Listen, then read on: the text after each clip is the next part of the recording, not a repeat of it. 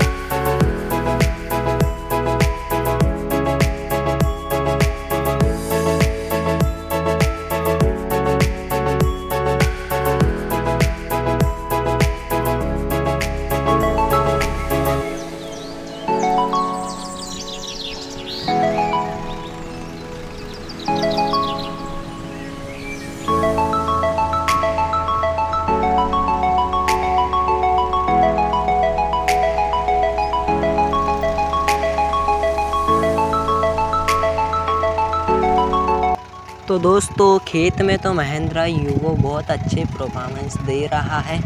वैसे ही ट्रैक्टर तो बहुत अच्छा है। ऐसे ही और वीडियो देखने के लिए हमारे चैनल भारत गेमिंग को सब्सक्राइब करना ना भूलिए और बेल आइकन ऑन करके ऑल पे सेलेक्ट कर दीजिए और कमेंट करना ना भूलिए कि वीडियो कैसी लगी।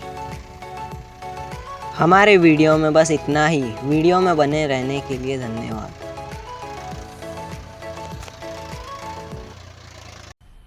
मज़ा आया और मैं ये जो मज़ा है हिंदुस्तान के हर व्यक्ति को देना चाहता हूं।